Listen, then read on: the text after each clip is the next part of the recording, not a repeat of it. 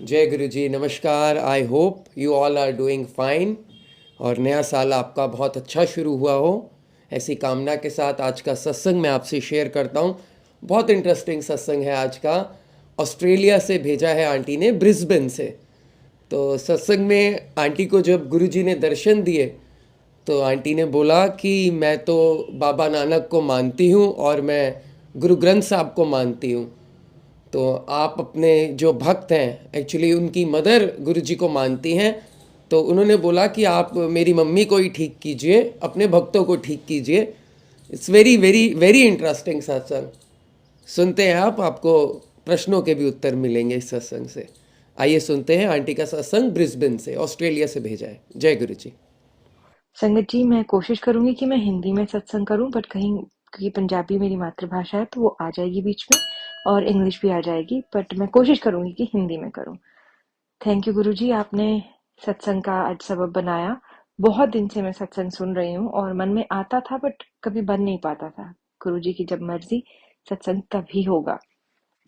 तो जो सत्संग का फॉर्मेट है, वो जो यूट्यूब वीडियोस पे मैंने बाकियों का सुना है वही मैं फॉलो करने की कोशिश कर रही हूँ। कोई गलती हो जाए तो माफी। गुरुजी, जो आप बुलवाना चाहते हैं प्लीज बुलवाएं। सबसे पहले मैं थोड़ा सा बताना चाहूंगी कि मैं इस जन्म में गुरुजी को कॉन्शियसली कब मिली और उसके बाद क्या हुआ। तो 3 साल पहले की बात है, जब हमारे किसी नोन आंटी ने घर नया लिया, तो वहां पर मेरे मदर इन लॉ सत्संग पे जा रहे थे और उन्होंने कहा कि तुम भी आ जाओ। पहले भी सत्संग पे जाते थे मेरे मदर, और मेरे मदर इन लॉ आंटी दोनों जाती थी, पर हम नहीं जाते थे। तो क्योंकि वो आंटी थे, वो अपना घर, लाइक घर प्रवेश की पूजा और सत्संग सब कुछ ऑल इन वन था। तो मम्मी ने कहा कि बेटा बहुत रूड हो जाएगा, तुम प्लीज आ जाओ। तो सभी लोग गए, मेरे हस्बैंड मेरे अंकल 3 भाई हैं, और सबको बुलाया उन्होंने, तो हम गए। अब मेरी बेटी उस समय सिर्फ 8 महीने की थी और बच्चे चुप नहीं रहते। तो जब हम वहां गए तो वो शोर मचा रही थी, और कुछ जो सेवादार अंकल थे वो काफी नाराज हो रहे थे कि आप इसे चुप रखिए। तो मैं भी थोड़ी नाराज हो गई कि मैं कोशिश कर रही हूँ, बाकी आप कर लीजिए। तो वहां से वापस आए तो मन नहीं किया दोबारा जाने का, क्योंकि कह लीजिए कि थोड़ा डांट खा कर आई थी, राइट। पर वो गुरुजी की मर्जी थी। अब मुझे समझ आता है कि जो कर्म थे उसी हिसाब से आ गई मैं वापस। तो उसके बाद 3 साल, दो साल बाद हमने देश बदल लिया, और फिर कोरोना का सारा लॉकडाउन हो गया। उसी दौरान मैं दूसरे बच्चे से प्रेग्नेंट हो गई, और मम्मी, कोई भी नहीं था, सिर्फ मैं थे, मेरे अंकल और हमारी बेटी, हम रहते थे इकट्ठे, और कोई फैमिली आसपास नहीं थी, कहीं यहाँ बाहर आ जा नहीं सकते थे। खैर, जब तक मेरी प्रेगनेंसी हुई थोड़ा समय बीत चुका था, तो मेरे मम्मी आंटी वो न्यूजीलैंड से ऑस्ट्रेलिया आ गए हमारे पास हमारी मदद के लिए। तो संगत जी, मेरे राइट लेग में मुझे सायटिका की पेन होने लगी एक ट्रॉमा के बाद। तो अभी शुरू ही हुई थी, और उससे दूसरे, अब तक तीसरी रात को मैं सो नहीं पा रही थी। तो सोफे पे बहुत सारे गद्दियां रखकर मैं लेटने की कोशिश कर रही थी, पर टाइम देख रही हूँ, 1 घंटा हो गया, 2 घंटा हो गया। तो मैं गुरु ग्रंथ साहब जी में मानती थी, और गुरु नानक देव जी को ही मैं सॉर्ट ऑफ अपना डैड कह के मानती थी। तो मैं हाथ जोड़ के मैं कहा, बाबा जी प्लीज कुछ करिए, देखिए बिल्कुल नहीं सो पा रही हूँ, कल सुबह मुझे काम पे जाना है, और मेरी मेडिकल फील्ड है। तो क्या होगा ना, मैं ध्यान होना चाहिए काम में, नहीं तो गलती हो जाएगी, और गलती पे किसी की जान अम, को दुख पहुंच सकता है। तो मैंने बहुत मन से अरदास की कि बाबा जी प्लीज आइए, और मुझे इतना दर्द हो रहा है कि मैं सो नहीं पा रही हूँ, आप कुछ कीजिए। तो एकदम से मुझे आराम आया, और मैंने आंखें खोली। संगत जी, मैं सोफे पे थी, और आंखें खोली तो मुझे गुरुजी नजर आए मेरे सोफे पे, उनके दोनों हाथ मेरे ऊपर थे। और मेरे मन से निकला कि ओ गुरुजी आप। तो उन्होंने कहा कि हाँ, मैं ठीक करन आया। पंजाबी मुझे नहीं पता था उस समय तक कि गुरुजी पंजाबी बोलते हैं। मैं सिर्फ एक बार सत्संग में गई थी, और उसके बाद हाँ, पर जब से मेरे मम्मी आंटी आए थे हमारे पास रहने, वो मुझे मालूम है कि वो जूम पे सत्संग सुनते थे। तो मेरे मन से निकला कि गुरुजी आप तो मम्मी के गुरुजी हैं, आप उन्हें ठीक कीजिए, मेरे को रहने दीजिए। लाइक क्या कर्म थे, मैंने ये बोला। तो गुरुजी हंस पड़े और उन्होंने कहा कि उन्होंने उन्होंने भी कर दूंगा। मैं कहा नहीं, आप उन्हीं को कीजिए, क्योंकि गुरुजी ने कहा ना मैं उन्हें भी कर दूंगा। तो मैंने आगे जवाब दिया कि नहीं, आप उन्हें ही कीजिए। भी और ही में फर्क था। तो और उन्होंने एक हंसी हंसी मुझ पर, जैसे हंसे। और फिर पर मुझे उस समय तक इतना आराम आ गया था कि मैं सो गई। तो सुबह उठ के मैं काम पे भी गई, मैंने काम भी किया। और मेरी मिडवाइफ के पास अपॉइंटमेंट थी, तो मैं, मिडवाइफ होती है जो दाई होती है यहाँ पे, डॉक्टर के अलावा आपको वो मिलती है, और हर 2 हफ्ते 3 हफ्ते में वो आपको चेक करती है। तो वो कह रही थी कि तुम हॉस्पिटल जा सकती हो, और वहां पे तुम्हारा इसका ट्रीटमेंट हो जाएगा। पर मैंने उसे कहा कि देखिए, कोरोना के कारण मेरे अंकल के पास फिलहाल जॉब नहीं है, सिर्फ मेरे पास है, और मैं टाइम नहीं ऑफ ले सकती, छुट्टी नहीं ले सकती। तो उसने कहा कि भाई यही है, प्राइवेट हेल्थ इंश्योरेंस हमारे पास थी नहीं, हम नए नए आए थे इस देश में उस समय। तो ऐसा कुछ सबब बना कि शाम को मुझे फोन आता है, और वो कहती है कि तुम्हारी मिडवाइफ की तरफ से चिट्ठी आई है मुझे कि तुम्हें इंडिविजुअली मैं देख लूं। तो इंडिविजुअली देख लो, मैं कहा हाँ। कहती पर उसने ना कोई रीजन नहीं लिखा कि प्रॉब्लम क्या है। तो मैंने उसे प्रॉब्लम बताई कि ऐसे ऐसे ये मुझे पेन है, जो कि बहुत है, सिर्फ मैं 1 सेंटीमीटर आगे हिल सकती थी और एक पीछे, या फिर मैं सीधी खड़ी रहूंगी। लेटने के समय सब में दिक्कत बहुत ज्यादा आती थी। तो उसने कहा कि हाँ आ जाओ, और बहुत स्पेशल केसेस में हम 1-on-1 मीटिंग रखते हैं, नहीं तो सबको 11 से 2 के बीच में आना पड़ता है, जो कि वर्किंग आवर्स है, काम पे जाना होता है उस समय। तो मैं गई उस समय, और 1-on-1 मेरी अपॉइंटमेंट शुरू हो गई, और मैं, उसने हफ्ते में 2-3 बार मुझे देखा फिर, और ये सब फ्री ऑफ कॉस्ट हो रहा है, सरकारी सिस्टम में हो रहा है। तो मैंने अपनी मिडवाइफ को 2 हफ्ते बाद बोला कि थैंक यू, तूने वो चिट्ठी भेजी तो मुझे ग्रुप सेशन में नहीं जाना पड़ा, मेरा प्राइवेट सेशन हो गया। और वो मेरी शक्ल देख रही है, कहती मैंने तो कोई चिट्ठी नहीं भेजी। मुझे उस समय भी समझ नहीं आया, मुझे लगा कि ये बहुत बिजी होगी, इसने भेज दी होगी, तो हो गया। आज जब सत्संग करने से पहले मैंने 2-3 पॉइंट्स लिखे, जो गुरुजी के कॉन्शियस मुझे अवेयरनेस थी कि मेरे लिए गुरुजी ने ये किया, और इसमें अपना चमत्कार दिखाया, इसमें अपनी ब्लेसिंग दी। ये किस्सा मुझे नहीं याद था, ये जब मैं आपसे बात करने लगी तो आया। तो मतलब ये गुरुजी ने डेफिनेटली, उन्होंने ही बुलवाया है। और आज पहली बार मैं रियलाइज कर रही हूँ कि ये इन्हीं के कारण हुआ। शुक्राना गुरुजी। उस समय अगर ये नहीं होता तो मैं काम पे नहीं जा सकती थी, और पता नहीं क्या होता। कुछ जैसे मैंने कहा कि मेरे अंकल को जॉब उस समय तक नहीं मिली थी, थोड़े टाइम बाद उसके मिली थी। तो ऐसे हुआ, तो मैंने घर आके मम्मी को जब बताया कि मम्मी रात को गुरुजी ऐसे ऐसे आए दिखे थे, और मैंने कहा कि आप मम्मी को ठीक कीजिए, और वो हंस पड़े। तो मम्मी कहती कि चल ठीक है, इस वीकेंड पे शुक्राना सत्संग है, तू आ जा, थैंक यू बोल दियो। तो पहले तो मैंने मना किया, फिर मन में एक बात आई कि यार देख, तेरे को आराम तो आया ना, तो उन्होंने थोड़ा तो तुझे ब्लेस किया, तो जाके थैंक यू बोल दे, क्या चांस है। बट मन में वो था ना कि कर्म की, पिछली बार हम गए थे और हमने बेअदबी सॉर्ट ऑफ कर दी, कि कहा कि कैसे सेवादार थे, ऐसे बोले वैसे बोले, बच्चे को कौन चुप रख सकता है। तो मन में थोड़ा सा ना शर्मिंदगी भी आई। पर मैंने कहा कि नहीं, मैं जाऊंगी, गुरुजी ने मुझे ब्लेस किया, मेरा दर्द लिया, और मैंने तो माना भी नहीं कि आप मेरे गुरुजी हैं, मैंने यही कहा कि आप मम्मी के गुरुजी हैं, आप उन्हें ठीक कीजिए। तो मैं गुरुजी के पास वहां गई, और मैंने जाने से पहले अपने अंकल, अपने हस्बैंड को कहा कि मैं जा तो रही हूँ, पर मैं तो गुरु नानक की भक्त नहीं हूँ, मैं पता नहीं क्यों जा रही हूँ, पर चलिए थैंक यू बोल आती हूँ। अब संगत जी, बात यह है कि मेरी मम्मी, वो सिख हैं बाय बर्थ, और मेरे पिताजी हैं वो नास्तिक हैं, वो भगवान में नहीं मानते। तो जब मैं छोटी थी तो मेरे फ्रेंड्स गुरुद्वारे जाते थे, मंदिर जाते थे, तो मैं पापा को कहती थी कि भाई मुझे भी जाना है। तो वो कहते थे कि बेटा, मन साफ रखो, और भगवान कुछ नहीं होता, सब इंसान के अंदर होता है, सब इंसान के कर्म होते हैं। पर बच्ची थी तो मैं पुश करती थी, तो उन्होंने क्या किया था, बहुत छोटी उम्र में कहा था कि पढ़ो। तो मैंने गीता भी पढ़ी, जितना हिंदुइज्म के कहते सीखो, और फिर जो धर्म चूज करना है कर लो, लाइक ये उन्होंने मुझे कहा। तो मैंने गीता भी पढ़ी, मैंने बाइबल भी पढ़ी। लाइक सिर्फ एज अ टेक्स्ट बुक उन्होंने पढ़वाई मेरे पापा ने, कि तुम्हें नॉलेज होनी चाहिए, अंधविश्वास मत करो। तो ये सब पढ़ने के बाद मैंने गुरु नानक देव जी को अपना डैड, अपना गुरु माना था उस समय पे। तो मैं, मुझे टीचिंग्स अच्छी लगी, बच्ची थी, छोटी थी, कुछ नहीं पता था। और मेरे पिताजी ने तो मुझे लास्ट नेम भी नहीं लगाने दिया फैमिली का, कि कहा कि नहीं, जो जो धर्म चूज करते हो उस धर्म का चूज करके खुद लगा लेना, तुम्हारा क्या धर्म होगा ये मेरी रिस्पॉन्सिबिलिटी नहीं है, तुम्हारी है। तो मैंने गुरु नानक देव जी को सort of अपना पिता माना था, और मैं जब वहां गई संगत पे गुरुजी के पास, तो मैं बाहर खड़ी होकर भी सोच रही हूँ कि मैं गुरु नानक की भक्त नहीं हूँ, जिन्होंने मना किया है कि किसी और को गुरु नहीं मानना। मैं क्या कर रही हूँ, मैं तो गुरु ग्रंथ साहब जी में मानती हूँ, गुरु नानक के शब्द सुनती हूँ। संगत जी, बात का पॉइंट ये है कि उस दिन जब मैं अंदर गई, मैंने माथा टेका, तो पूरा 1 घंटा जो शब्द चले, जो गुरबानी चली, मुझे नहीं पता था कि गुरुजी गुरबानी में मानते हैं। मैं आगे गई, मैंने गुरु नानक देव जी की फोटो देखी, थोड़ी सी कंफर्टेबल हुई। फिर मैंने शिव जी को माथा माथा टेका। रिस्पेक्ट हमेशा सबके लिए थी, जान के किसी का कभी बुरा नहीं बोला, चाहे फिर वो कोई भी हो। मेरे कुछ फैमिली मेंबर सिरसा वाले गुरु जी के मानते थे, कुछ मेरे हमारे रिश्तेदार साईं बाबा को मानते थे। तो नमस्कार सबको किया, कभी किसी का बुरा नहीं कहा। और आई थिंक इसीलिए गुरु जी ने मुझे अपने पास बुलाया, क्योंकि कर्म जो भी थे उनमें कुछ अच्छा भी था। तो गुरुजी के पास गई और सारा घंटा एक्सक्लूसिवली सिर्फ गुरु नानक देव जी के भक्त शब्द वहां चले।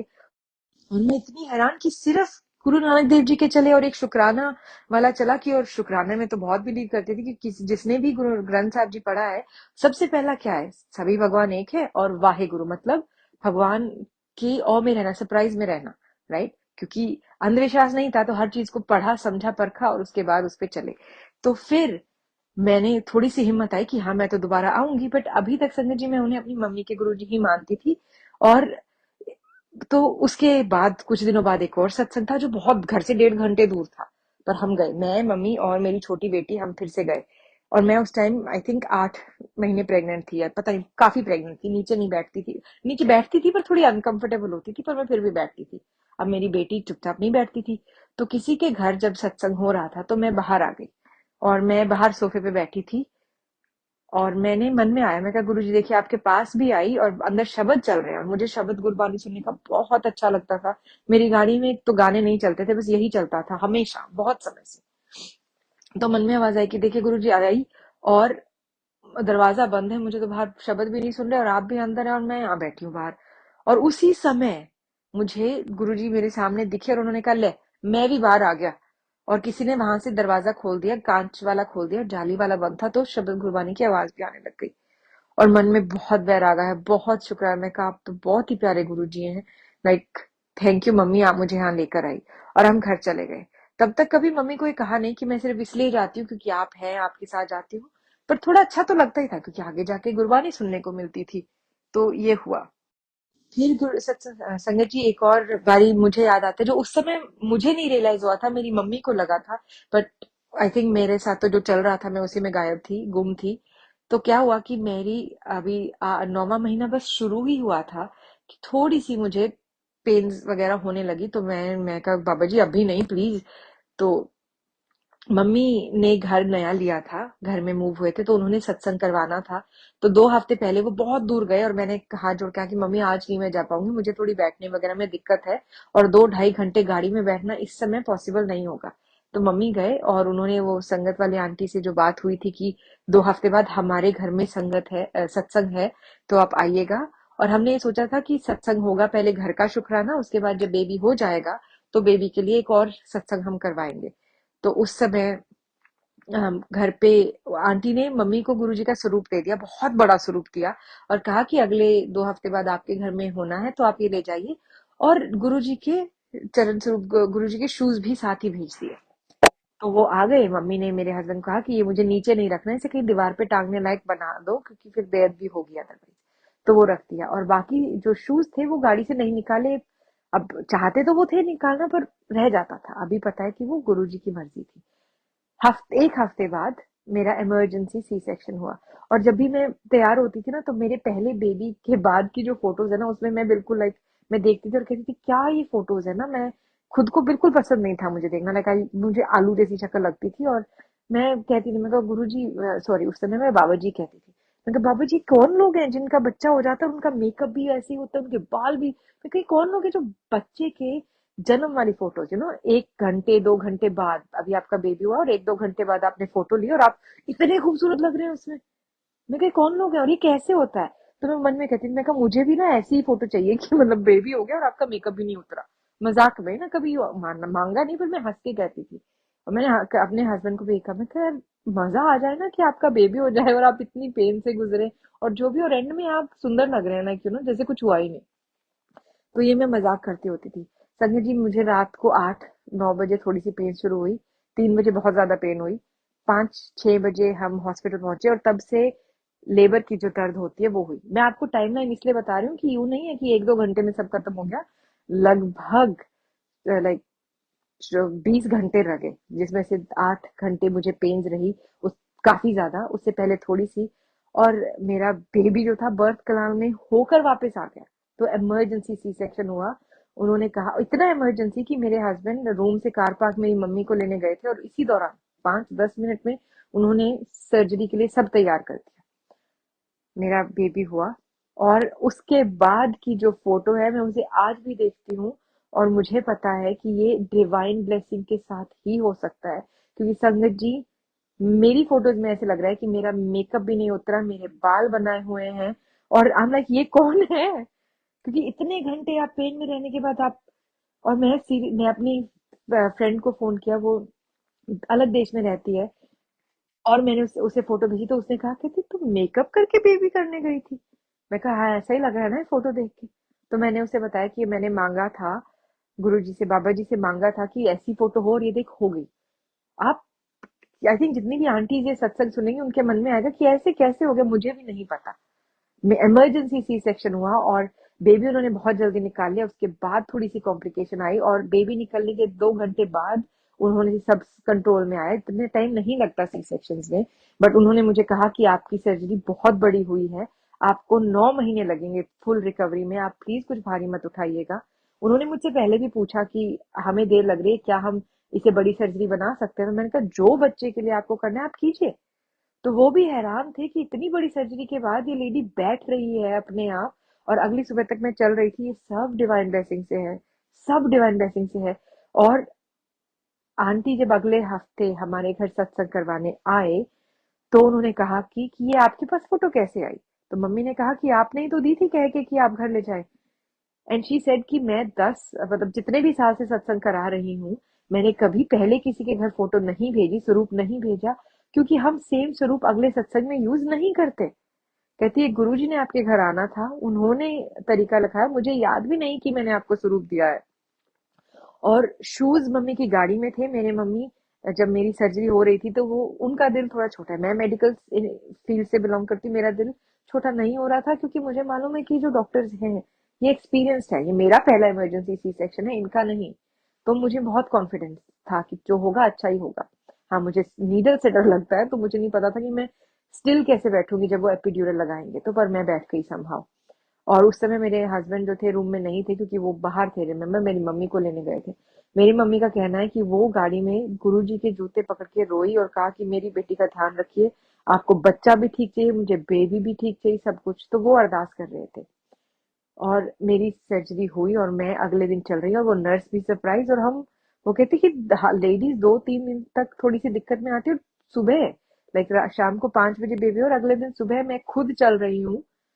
और वो देख रही है मुझे कि तो आज घर जा सकती है, ये कैसे? उन्हें भी नहीं पता। अब मुझे मालूम है कि मेरे गुरुजी की ब्लेसिंग्स थी, जो वो एक दिन पहले हमारे घर, एक हफ्ता पहले घर आ गए, और वो एक हफ्ता रहे।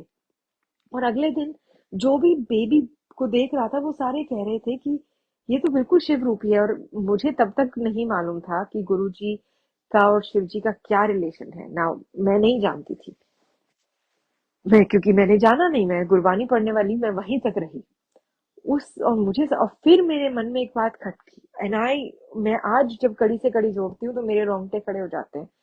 मेरे बेटे का जो नाम मुझे रखना था ना, वो रखना था। और कहीं कहीं पे मैंने सुना कि शिवांश। अब मेरी मम्मी एक और आंटी से बात कर रही थी कि गुरु जी का कुछ मंदिर की बात हो रही थी, और मेरी समझ ये है कि मैंने उनके मुंह से शिवांश शब्द पहली बार सुना। मुझे तब तक कभी कुछ नहीं, और मेरे मन में आया कि मेरा अगला बेटा जब होगा ना, तो मैं उसका नाम ये रखूंगी, क्योंकि पहले इस बेटे का तो नाम हमने डिसाइड किया था क्या रखा जाना है। मुझे बेटी का भी नाम रखा था कि जो भी प्रेगनेंसी है, बेटी का नाम भी पक्का था और बेटे का नाम भी पक्का था। तो मैंने कहा कि अगला मैं रखूंगी। और मम्मी ना हंस पड़े, उन्होंने कहा कि तू गुरुजी के पाठ से आते हुए ये बात बोल रही है, तेरा एक और बेबी होगा। मुझे नहीं करना था भाई, इतनी दिक्कत आ, दर्द इतनी हो रही थी, आपकी अभी बोलते बोलते भी मेरी राइट लेग में बहुत दर्द हो रही। तो मैंने कहा ऐसा है, मैं इसी बेटे का नाम अगर बेटा हुआ तो मैं इसी बेटे का नाम मॉडिफाई करके उसमें शिवांश डाल दूंगी। और जब सबने आके कहा कि ये तो बिल्कुल शिव रूपी लग रहा है, तो मेरे खटका कि ये जो नाम मॉडिफाई हुआ है, ये तूने नहीं किया, ये गुरुजी ने करवाया है, ये उन्होंने ब्लेसिंग दी है। और फिर जो मेरे दिमाग में वो सारी बातें आई, मैं मुझे लाइक, वाह वाह, एक मम्मी के गुरुजी आप इतने अमेजिंग हैं, आपने देखा? क्योंकि संजय जी, मैंने जैसे आपको बताया, मेरी मेडिकल फील्ड है, उसमें अगर आपको नहीं पता है कि आप प्रेग्नेंट हैं, और आप प्रिकॉशंस एक्स्ट्रा नहीं लेते हैं, तो आपके बेबी के साथ आपकी प्रेगनेंसी में बहुत गड़बड़ हो सकती है, बहुत गड़बड़ हो सकती है। और मैं एक दिन, मैं थोड़ी तबीयत सी मेरी ढीली थी, तो मैंने छुट्टी ले ली। और मैं छुट्टियां नहीं लेती थी, आई थिंक पूरे साल में वो मेरी पहली सिक लीव थी, और वो सितंबर में जाके हुई। एंड सितंबर था, तो मैं कहा मैं ना थोड़ी तबीयत ढीली है, तो मैंने छुट्टी ले ली। और उस समय मेरे अंकल ने कहा कि तुम प्रेगनेंसी टेस्ट कर लो, क्योंकि पिछली बार जब तुम ऐसी ऐसी दिक्कत बता रही थी तो बाद में हमें पता लगा था कि मैं प्रेग्नेंट हूँ। तो उस समय मैंने प्रेगनेंसी टेस्ट किया और वो नेगेटिव आया। तो मैं काम पे जाने की सोच रही थी, और मैं वैसे ही अपनी बेटी को मैंने डे केयर ड्रॉप किया और उसके पास ही था काम। तो मैं वहां उनको गुड मॉर्निंग बोला और कहा कि मेरी तबीयत आज ठीक नहीं है, तो शायद मैं कल की भी छुट्टी लूंगी, बट होपफुली मैं ठीक हो जाऊंगी। और जैसे ही मैं वहां से बाहर निकल रही थी, मन में आ रहा था कि प्रेगनेंसी टेस्ट नेगेटिव आया, बट इंट्यूशन आ रही है कि शायद मैं प्रेग्नेंट हूँ, मैं क्या करूं।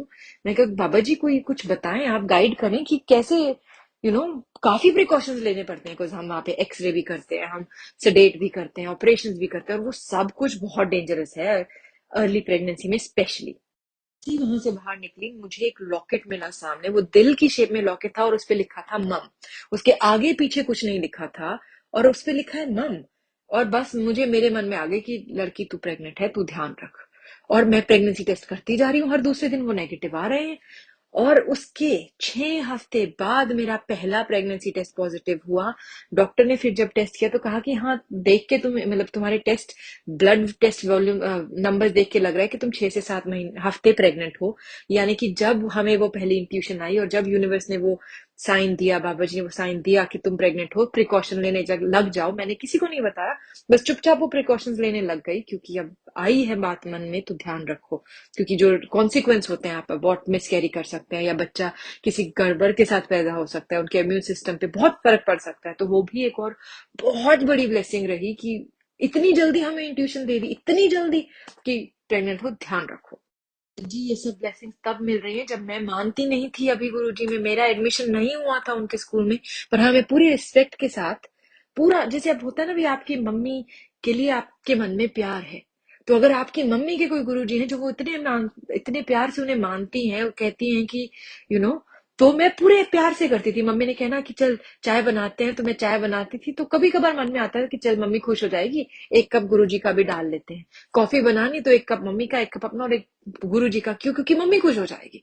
ये गुरुजी ने ये जरिया दिया, तब से चलता जा रहा है। तब तक मैं मम्मी का गुरुजी कहती थी, और एक बारी मेरे बेटे को चोट लगी तो मैं उसे सुला रही थी, तो ऐसे मन में दिखा कि जैसे गुरुजी से ब्लेस कर रहे हैं।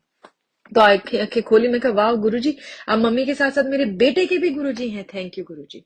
तो मैं बस थैंक यू कहती रही। आपकी फैमिली का कोई इतना ख्याल रख रहा है तो आपको प्यार तो होगा ही ना उनसे, तो शुक्राना बहुत करती थी मैं, और कुछ नहीं। और मैंने उनके पाठ में भी जाना, वहां भी मैं इतनी, गुरु परिवार इतना अच्छा लगता था जितने प्यार से वो आपको मिलते हैं, क्योंकि मैं हमेशा नहीं जा पाती थी, काम होता था कभी कभी, और कभी यूं लगना हो कि हाय 1.5-2 घंटे गाड़ी में बैठना पड़ेगा, रहने दो, क्योंकि जहाँ एपिड्यूरल लगता है वहां पे कभी कभार काफी देर तक पेन होती है, तो गाड़ी में लॉन्ग ड्राइव में मुझे बहुत बैक एक होती थी, तो मैं ज्यादा नहीं जा पाती थी। ऐसे संगत जी 1-2 साल ऐसे ही चलते रहे। और उसके बाद एक दिन जब मैं उठी, सुबह उठी, तो मेरे मन में गुरु जी का ख्याल था। मैंने थोड़े बहुत शब्द सुनने, एक और बात एक्चुअली इसमें जाने से पहले, मैंने जब यहाँ पर आकर गाड़ी चलाती थी, वो बहुत पुरानी गाड़ी थी, और हम बदलना उसे चाहते थे पर नहीं बदल पाए। तो एक दिन उसमें छोटा सा मेरा एक्सीडेंट हुआ, और मेरे मन में आया कि ये गाड़ी बदल दे, तेरा बहुत बड़ा एक्सीडेंट होगा अदरवाइज। तो मैं घर आई और मैंने अपने अंकल को कहा कि ये गाड़ी अब बदली जाएगी, देखिए अगर नहीं बदलते तो फिर ये समझ लो कि आप वेट कर रहे हो कि मेरा एक्सीडेंट हो तो हम बदलेंगे। तो अब आप जब इतना कह देंगे अपने हस्बैंड अंकल को, तो वो कहेंगे ही ना कि नहीं चलो बदल लेते हैं। तो हमने थोड़ा सा लोन लिया, अपनी काफी हद तक सारी आई थिंक सेविंग हमने खत्म कर दी, और हम गाड़ी लेने के लिए गए। तो मेरे मन में एक गाड़ी थी, एक शेप थी, और एक लाल रंग मुझे बहुत पसंद है, तो उसकी गाड़ी लेनी थी, पर वो बजट में नहीं थी। अब जो बजट है उसके हिसाब से पुरानी गाड़ी आनी थी। तो मैं कहा चलो देख रहे थे, हम देख रहे थे, और एक गाड़ी दिखी जो कि डिफरेंट कंपनी की थी, पर वही शेप वही कलर जो एग्जैक्टली मुझे चाहिए था, और ऑलमोस्ट ब्रांड न्यू वो गाड़ी, और हमारे बजट में आ गई। तो आ गई, तो मैं अगले दिन काम पे जाते हुए मैंने मम्मी को फोन लगाया और उन्हें बता रही कि मम्मी ऐसे ऐसे गाड़ी मिली और आ गई।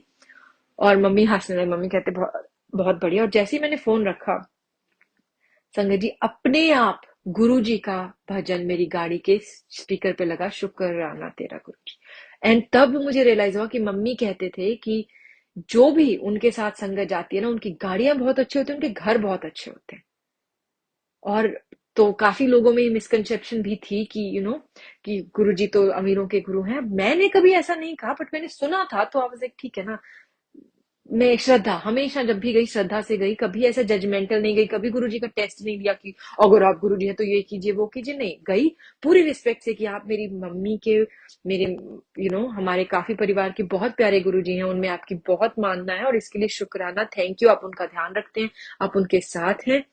और जब वो चला तो मैंने गाड़ी हाईवे पे 100 की स्पीड पे गाड़ी जा रही थी, मैंने पुल ओवर की और मेरे दिमाग में आया कि ये गाड़ी ये इसलिए नहीं आई कि तूने ले ली और तेरे, मैं कहा ये गाड़ी मेरे बजट से $15,000 सस्ती, ये गाड़ी इसलिए हमें मिली है, सेम शेप, सेम सब कुछ, सेम रंग, सेम सब कुछ, पूरी सेफ्टी फीचर इसमें अच्छे हैं, कि ये गुरुजी की मर्जी थी। और मैंने दोबारा मम्मी को फोन लगा के मैं कहा मम्मी ऐसे ऐसे हुआ है, तो अपने गुरुजी के पास जब आप जाएं तो प्लीज मेरा थैंक यू बोलिएगा, कि उन्होंने, I think he had something to with it, ये उनकी मर्जी के हिसाब से हुआ है।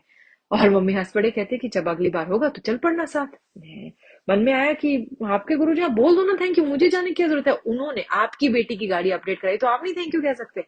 खैर मैंने, बट मैं कहा चलो कोई नहीं चलेंगे। संगत जी उसके कुछ दिन बाद था जहां जाना था, बट आई गेस क्योंकि मेरे मन में आया कि आप बोल दो मुझे नहीं जाना, जो भी था गुरुजी ने ऐसे हम दोनों के मन से निकलवाया कि हम नहीं जा पाए। और जब दोनों को शाम को याद आया कि आज तो सत्संग था, हम दोनों सोचे कि हम सारा दिन घर पे थे, हम नहीं जा पाए। क्यों? क्योंकि गुरुजी की मर्जी थी कि अगर श्रद्धा नहीं है, अगर खुद नहीं आना थैंक यू बोले तो मत आओ ना, ढोंग क्यों कर रहे हो? क्योंकि वो मैं जाती तो मैं अपनी मम्मी के खुशी के लिए जाती, अपने मन में तो आ गया था ना एक बारी की वो आपके गुरुजी ने किया, आप बोल दो थैंक यू। बट खैर ये बहुत पुरानी बात है, उसके बाद मैंने कहा नहीं नहीं मैं खुद आके थैंक यू बोलूंगी। तो अगली बार जब हुआ एक हफ्ते महीने बाद तो हम गए, थैंक यू वगैरह मैंने बोला कि वाह मेरी औकात नहीं थी इतनी बड़ी, इतनी बढ़िया गाड़ी मैं ढूंढ लूं, चाहकर भी नहीं ढूंढ सकती थी।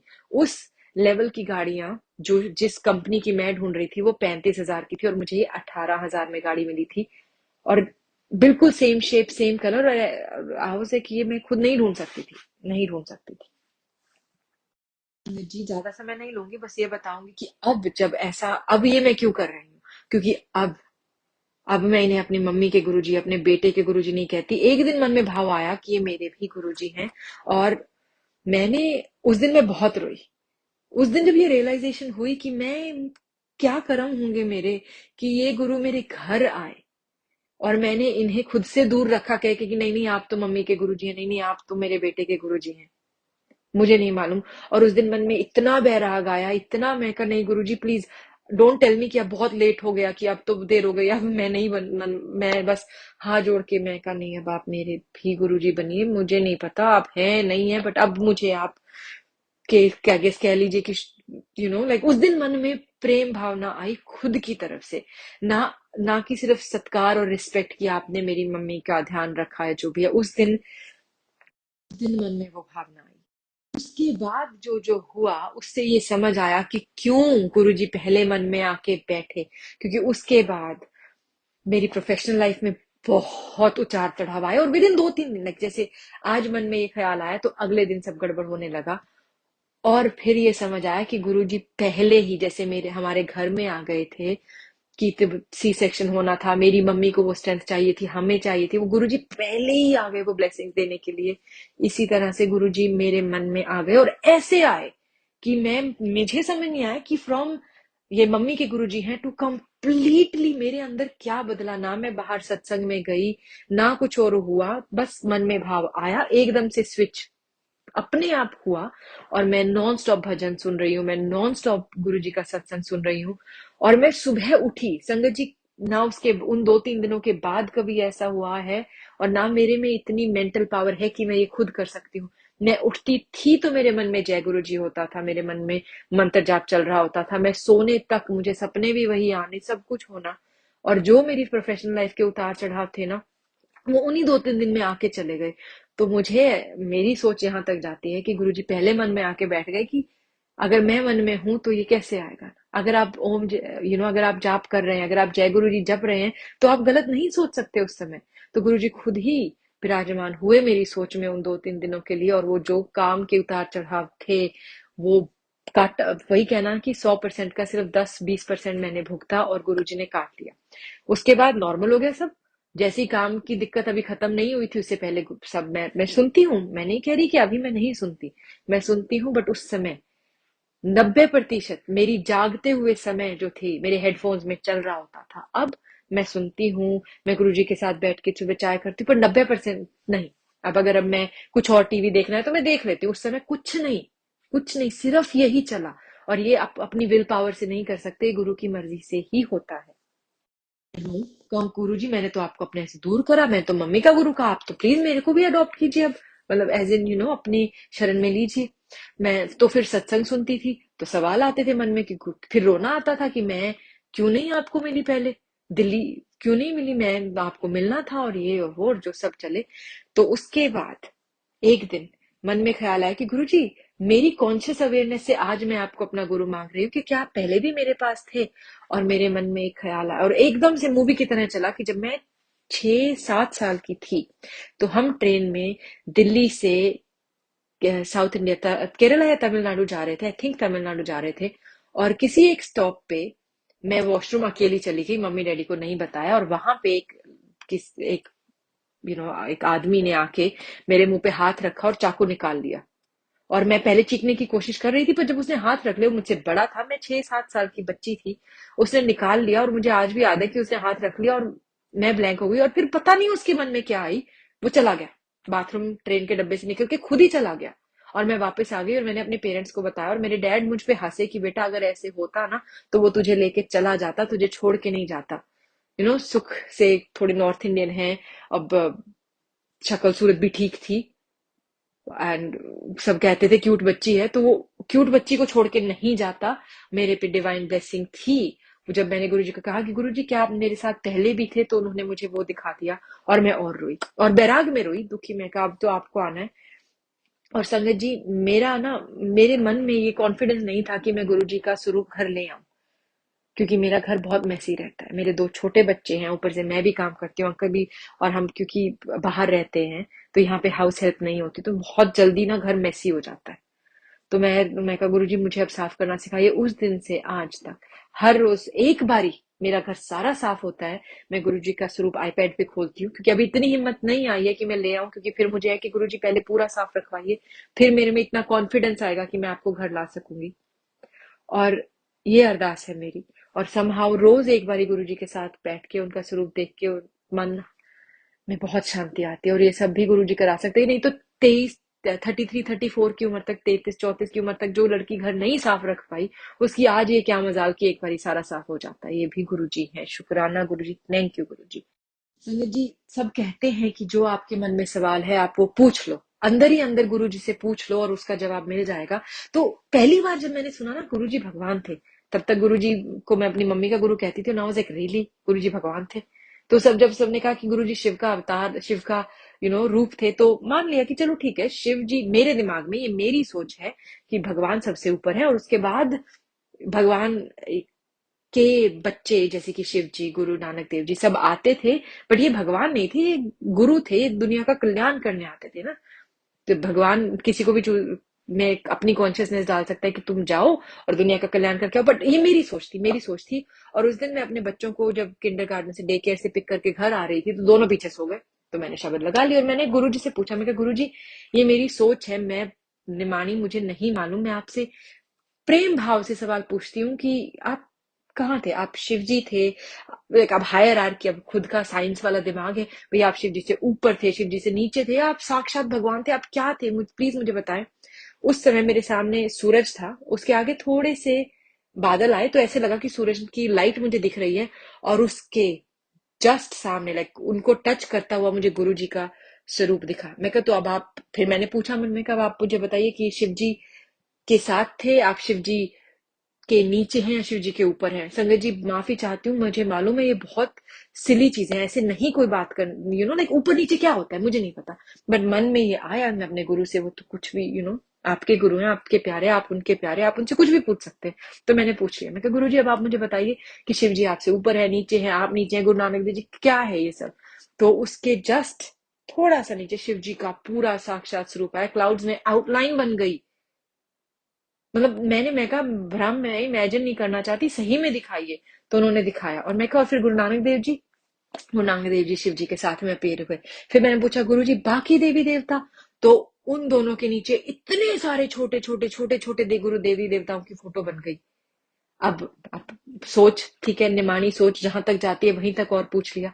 मैं, Guruji what about Buddha, what about Jesus Christ, क्योंकि अब बाहर रहते हैं, पढ़ते हैं, सुनते हैं सब, तो वो भी दिख गया। मैं नहीं बताऊंगी क्योंकि आप अपना पूछ सकते हैं, गुरुजी आपको जो दिखाना चाहेंगे वो दिखाएंगे, बट उनकी भी इन कॉन्टेक्स्ट वो सारा आ गया।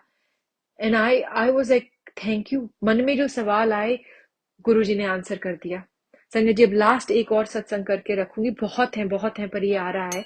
अब मैं जहाँ रहती हूँ वहां गुरुजी का सत्संग महीने में एक बार होता है, अगर आप लकी हैं तो, नहीं तो कभी कभी 1.5 महीने में 2 महीने में भी हो जाता है। तो मैंने गुरुजी से बहुत प्रार्थना की कि गुरुजी मुझे ना आपके पास जाना है। तो मैंने न्यू ईयर वाले सत्संग से पहले भी मिलना, मैं कहा गुरुजी ऐसा है, मैं गुरुद्वारे जा रही हूँ, मेरे घर के पास वही है, प्लीज आप वहीं आके मुझसे मिल जाइए। तो मैं वहां सोच है ना, क्योंकि आज से पहले जब भी गुरुद्वारे गई हूँ श्रद्धा में गुरु नानक देव जी को याद किया, तो आज उस समय मैंने गुरु जी से भी हाथ जोड़ के विनती की कि मैं वहां जा रही हूँ, प्लीज अपनी प्रेजेंस मुझे फील कराइएगा। तो हम वहां जाते जाते बच्चे दोनों गाड़ी में फिर से सो गए, क्योंकि हम जहाँ रहते हैं ना वहां से बहुत दूर जाना पड़ता है, और बच्चे 1 घंटे की ड्राइव में 40 मिनट की ड्राइव में सो ही जाते हैं। तो मैंने और मेरे अंकल ने डिसाइड किया कि हम एक एक करके जाएंगे, माथा टेकेंगे, थोड़ी देर बैठेंगे, लंगर करके आ जाएंगे। तो मैं वहां गई, मैंने पहले, उसने कहा कि तुम जाओ, क्योंकि मैं मैं गुरुद्वारे बहुत जाना पसंद करती हूँ। And I am pretty sure कि मेरे एक्चुअली जब हमारी शादी हुई तो मेरे अंकल को नहीं जाते थे, वो गाड़ी में बैठ के आ जाते थे। तब से इतना तो हो गया कि जाओ, माथा टेक कर आ जाओ, लाइक उसमें खुद बदलाव आया, मैंने कभी नहीं कहा, मैं कौन होती हूँ किसी में बदलाव लाने वाली। तो मैं वहां गई और मैंने याद किया, और मैंने गुरुजी का, मेरे को गुरुजी देखे गुलाबों की खुशबू भी नहीं आई, गुलाब आप नहीं दिख रहे मुझे, ऐसा मत करो प्लीज गुरुजी, मुझे फील करा दो कि आप यहाँ हो। मैं जानती हूँ आप यहाँ हो, पर ये लॉजिकल दिमाग में प्लीज प्लीज आपकी ना प्रेजेंस फील करना चाहती हूँ। तो मैं गई वहां, गुरु जी से बात करते करते लंगर में बैठी, और मैंने गुरु जी को कहा मन मन में, मैं कहा गुरु जी देखिए लंगर प्रसाद हो गया, बस अब चाय प्रसाद रह गया। तो तुम्हें वो बंदा, तुम ही हो बंधु, तुम ही सखा हो, जैसे फ्रेंड से बात करती हूँ कभी कभी वैसे बात करती हूँ, कभी जैसे डैडी से बात कर रही हूँ गुरु जी से, वैसे होता है। और मेरे अंदर का है, संगत जी आज आपसे शेयर हो रहा है, नहीं तो मेरे ही अंदर तक रहती हैं ये बातें सीमित।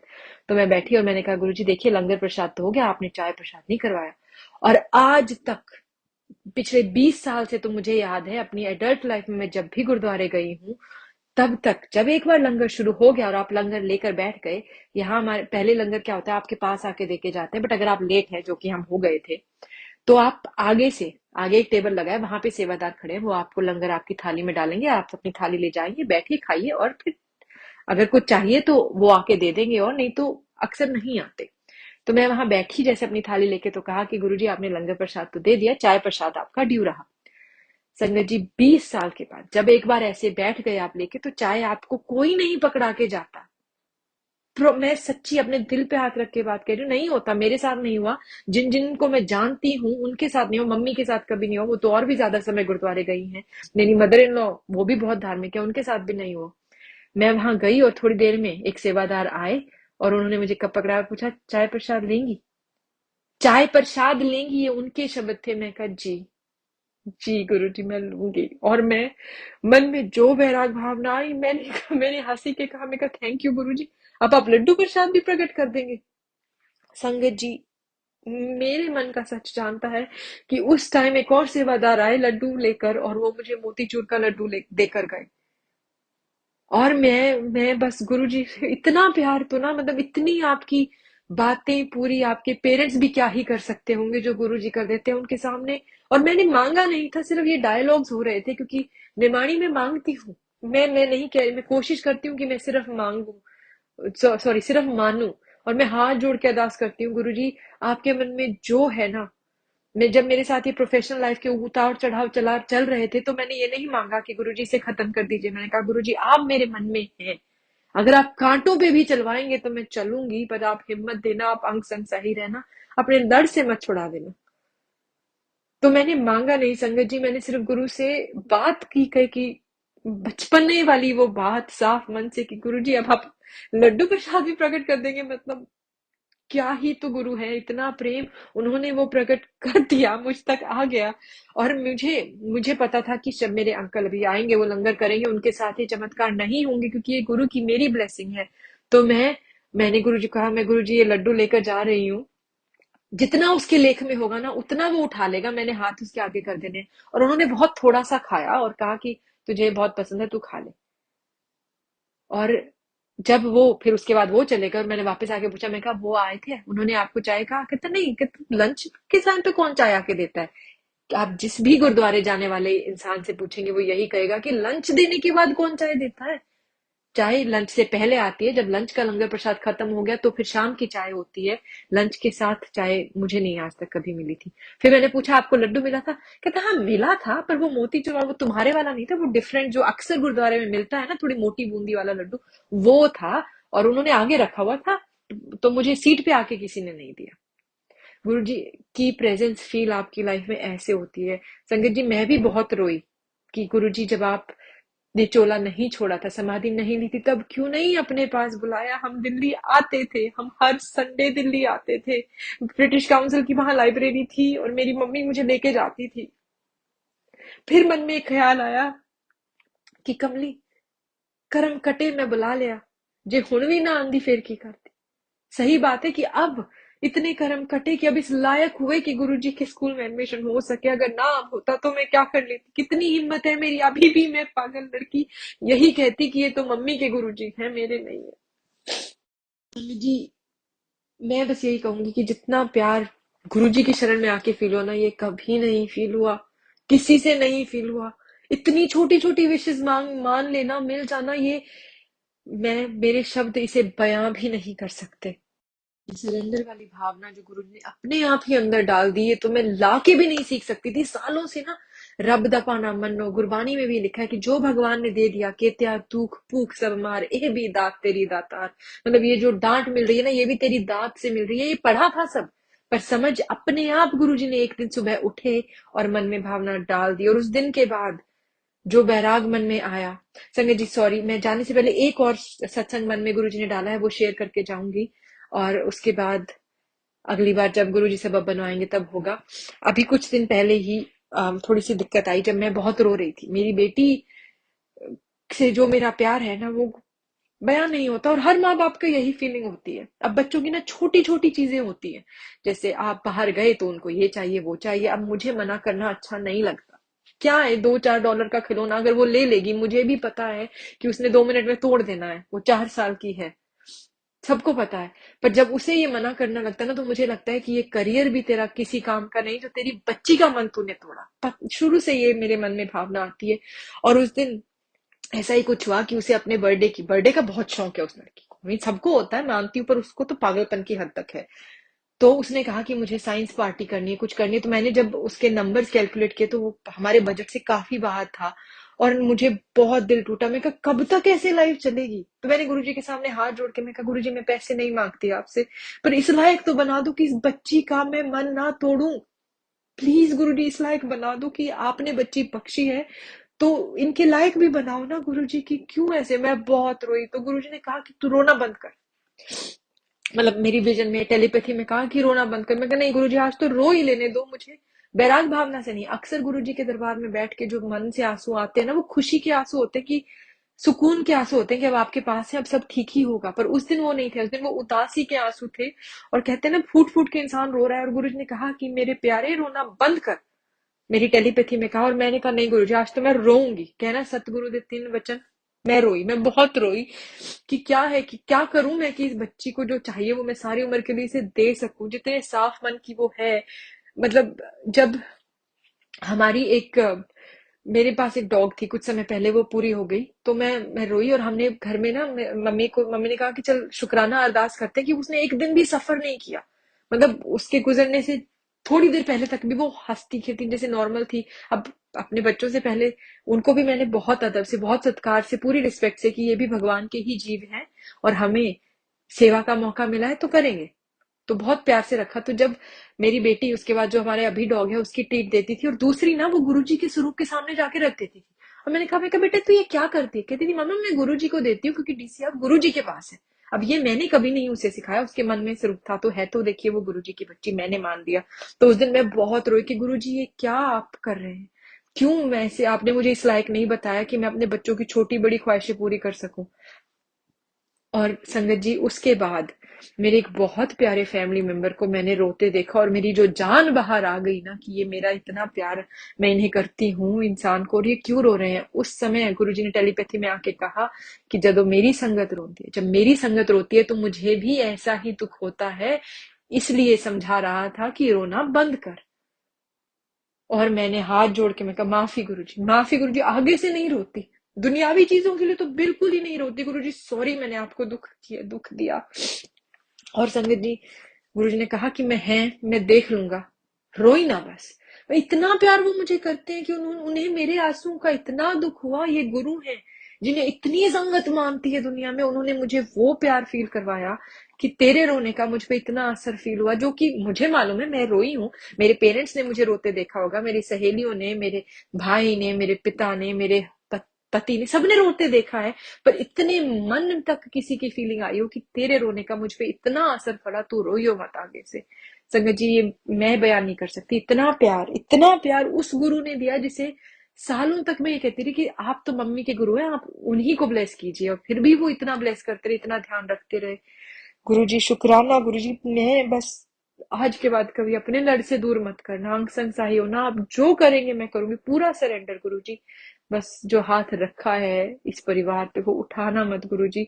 संगत जी, आज तक जितने भी सत्संगों में मैं गई हूँ अपनी मम्मी के साथ, इस रिस्पेक्ट से कि मेरी मम्मी को जाना पसंद है, मेरे हस्बैंड नहीं गए, पर इस बार ही मैंने उनसे रिक्वेस्ट की कि देखिए न्यू ईयर का सत्संग है, मैं बच्चों को ले जाना चाहती हूँ, मैं चाहती हूँ उन पे गुरु जी की ब्लेसिंग हो, पर दोनों बच्चे मैं हैंडल नहीं कर पाऊंगी। एक तो बहुत ही छोटा है, उसने तो शाइनी चीजें गुरु जी के मंडप पे देखनी है और वहीं जाना और उसे उठाना है। तो वो हंस के बोले कि चल मैं चल पड़ूंगा अगर तू जाना। आई वॉज ए गुरु जी से मैं प्रे कर रही थी कि किसी तरीके से ना ये हो जाए, हम सब जाए, नहीं तो मुझे अकेले जाना पड़ता। पर अब वो आ रहे हैं। गुरु जी छोटी से बड़ी चीज का बिना मांगे ध्यान रखते हैं, या मांगो। देखिए मैं कुछ नहीं कहूंगी, जो आपको सवाल है आपके मन में, जो है छोटे बड़े, सब गुरु जी से पूछिए, उसका जवाब आपको मिल जाएगा।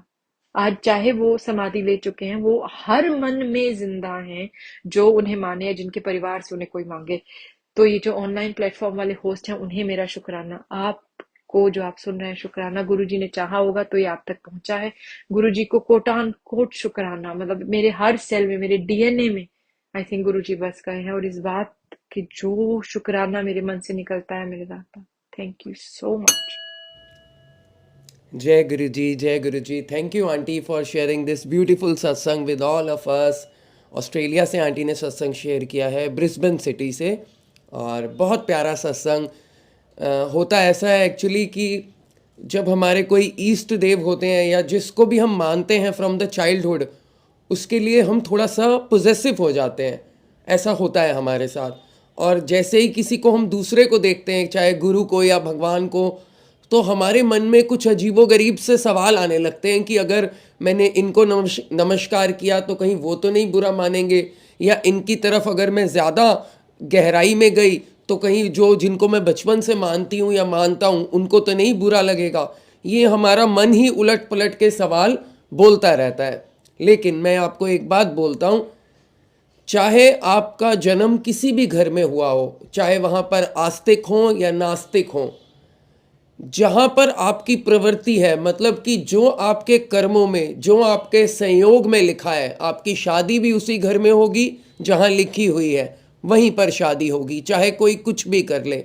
अगर वो लव मैरिज होनी है, फैमिली से लड़के होनी है तो होगी, अगर अरेंज मैरिज लिखी है, सबकी रजामंदी से होनी है तो होगी, जो सिचुएशंस पैदा होनी है शादी के बाद वो होंगी। इसी तरीके से जो आपके गुरु हैं या जो आपके भगवान हैं, it is already pre decided कि उनको आपके जीवन में इस समय आना है, वो उसी समय आपके जीवन में आएंगे। 101% आएंगे ही आएंगे, चाहे आप उन्हें मानते हो ना मानते हो, आप आस्तिक हो नास्तिक हो, कोई भी रिलीजन से हो आप, डजेंट मैटर एट ऑल। जहाँ आपका झुकाव होना है, it is already been decided. ये पहले से ही डिसाइडेड है कि आपको किस ओर लेके जाना है ईश्वर ने। क्योंकि आपने पिछले जन्म में किसी की अगर पूजा की है, आराधना की है, भक्ति की है, तो इस जन्म में आपका झुकाव उनकी तरफ होगा। नहीं तो एक ही घर में 4 लोग होते हैं, एक भगवान राम को मानते हैं, एक साईं बाबा को, एक माता रानी को, एक हनुमान जी को। How is it possible? उनके पेरेंट्स बच्चों के सबके एक, लेकिन बच्चे अलग अलग भगवानों को मानते हैं। ऐसा ही होता है, क्योंकि जिसका झुकाव पिछले जन्म में गुरु नानक की तरफ था तो वो वहाँ खिंच जाएगा। बहुत सारे हिंदू लोग हैं जो गुरु नानक को मानते हैं, बहुत सारे सिख लोग हैं जो साईं बाबा को मानते हैं, ऐसे वाइसे वर्सा। बहुत सारे पीर पैगंबर को मानते हैं, तो ऐसा ही होता है। तो ये इट इज़ ऑल डिसाइडेड। बाकी आई होप आप सभी संगत को आंटी के सत्संग से बहुत सारे क्वेश्चंस के आंसर मिले हों। आप भी डॉट्स कनेक्ट करिएगा। कई बार सत्संग एक बारी में नहीं समझ आता तो उसे दोबारा सुनिए।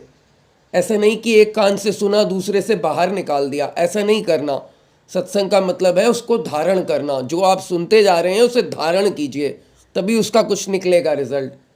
ये एक मतलब बुक के चैप्टर की तरह नहीं है कि हमने पढ़ा और आगे बढ़े, नहीं, उसको धारण करिए अपनी लाइफ में। जो अच्छी बातें हैं उससे सीख लीजिए, और जो आपकी लाइफ को कनेक्ट करती हैं बातें उसको समझ लीजिए कि that is the message for you in the सत्संग। बाकी ग्लोबली बहुत ज़्यादा संगत देखते हैं गुरुजी सत्संग ब्लेसिंग्स को। मैं आप सबसे रिक्वेस्ट करूँगा टू ग्लोबल संगत ऑफ जीएसबी, आप भी अपना सत्संग शेयर कीजिए जैसे आंटी ने किया है। और इंडिया में तो संगत देखते ही हैं, बहुत सारे संगत देखते हैं, तो आप सभी सत्संग शेयर कीजिए गुरुजी सत्संग ब्लेसिंग्स पर। नीचे ईमेल एड्रेस दिया है, इस ईमेल एड्रेस पर मुझे भेजिए, then I will share the satsang with all the sangat. बहुत सारी संगत का मैसेज आया कि अंकल हमें शेयर करना नहीं आ रहा। Even I got the message from international sangat, few international sangat, कि I don't know how to share the satsang. तो अगर आपको इशू आ रहा है तो आप मुझे मेल कर दीजिए, I will send you my WhatsApp number, you can send the satsang on my WhatsApp directly. WhatsApp पे भी डायरेक्टली भेज सकते हैं, कोई इशू नहीं है। बाकी it is very very easy to send the satsang, बहुत ईजी है। आपको ऑडियो रिकॉर्ड करना है, उसको फाइल को अटैच करना है ईमेल में, just send it. It is very very easy, बहुत ईजी है। और एक चीज़ रिक्वेस्ट है, 10 मिनट से 30 मिनट्स के बीच में, मतलब long duration it's okay, but minimum आप 10 मिनट की रिकॉर्डिंग ज़रूर कीजिए। बिकॉज एक दिन का सत्संग होता है, संगत के साथ कम्युनिकेट करना होता है। Satsang has to be at least for 10 minutes, 2-2, 3-3 minute के मत कीजिए, 10 मिनट का कीजिए, ताकि संगत भी जो टाइम निकाल कर सत्संग सुनते हैं वो भी अच्छे से सुन सकें। लॉन्ग में आप कितने का भी कर सकते हैं, कोशिश कीजिएगा जैसे आंटी ने किया है 30 to 40 मिनट्स के बीच में हो जाए, इट्स ओके। बट लंबा आप जितना भी कर सकते हैं, एज यू विश। अब रोज़ की तरह मैं एक स्टोरी आपके सामने रखूंगा। गुरुजी सत्संग ब्लेसिंग्स पर रोज़ मैं सत्संग शेयर करता हूँ। मैं नितिन अंकल हूँ, I am the admin of the channel. With the grace of Guruji I share the satsang with you first, then I share the story with you. अब स्टोरी का टाइम है। आज जो स्टोरी है, जैसे बाबा नानक की बात हुई है, तो बाबा नानक सबके दुख धारण कर लेते हैं, सबके दुख हर लेते हैं। उन्हीं की स्टोरी आज हम शेयर करेंगे। आइए सुनते हैं आज की स्टोरी बाबा नानक की, गुरु नानक देव जी की। एक बार गुरु नानक देव काशी के पास एक गांव में प्रवचन कर रहे थे। प्रवचन के बीच उन्होंने कहा, सफलता के लिए प्रत्येक व्यक्ति को आशावादी होना चाहिए। प्रवचन समाप्त होने के बाद एक भक्त ने पूछा, गुरुजी, क्या किसी चीज की आशा करना ही सफलता की कुंजी है? गुरु नानक देव जी ने कहा, नहीं, केवल आशा करने से कुछ नहीं मिलता, मगर आशा रखने वाला मनुष्य ही कर्मशील होता है। इतना बताने पर भी उस व्यक्ति के समझ में नहीं आया।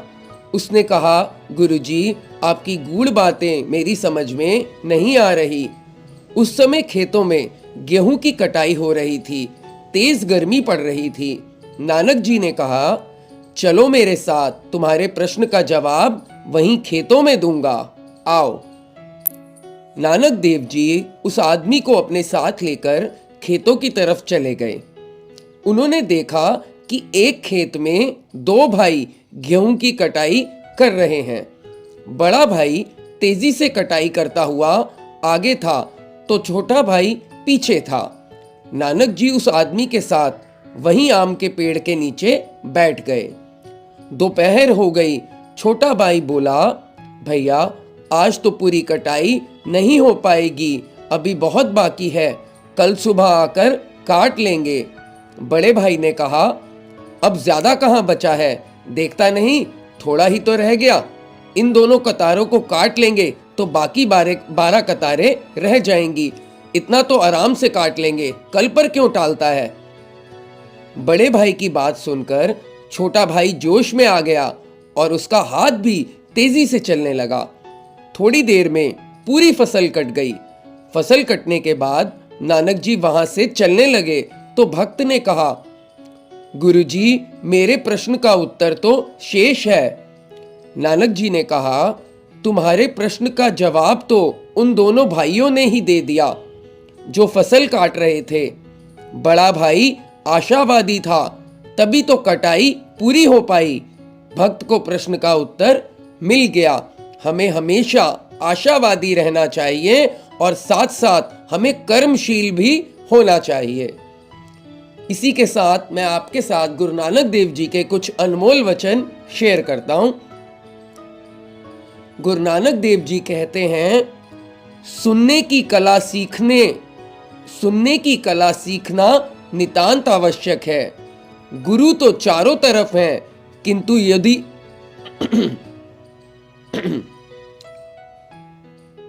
जय गुरु जी। इसी के साथ मैं आपके साथ गुरु नानक देव जी के कुछ अनमोल वचन शेयर करता हूं। गुरु नानक देव जी कहते हैं, सुनने की कला सीखना नितांत आवश्यक है। गुरु तो चारों तरफ हैं, किंतु यदि सुनने की कला नहीं आती तो सभी सिद्ध पुरुष भी व्यर्थ हैं। गुरु तो उसी समय उपयोगी होता है जब व्यक्ति में सुनने की सामर्थ्य आ जाए। मनुष्य स्वयं ही अपने कर्मों के बीज बोता है और स्वयं उनके फल खाता है।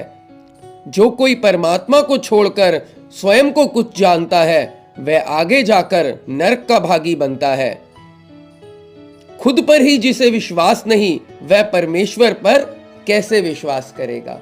जय गुरु जी, जय बाबा नानक। आई होप आपको आज की स्टोरी, आज का सत्संग बहुत अच्छा लगा हो। अगर अच्छा लगा है तो लाइक ज़रूर कीजिएगा और कमेंट भी कीजिएगा। मैं आपके साथ एक नई स्टोरी शेयर करूंगा, नया सत्संग शेयर करूंगा। I will see you very very soon. Stay healthy, stay blessed. जय गुरु जी, बाय बाय।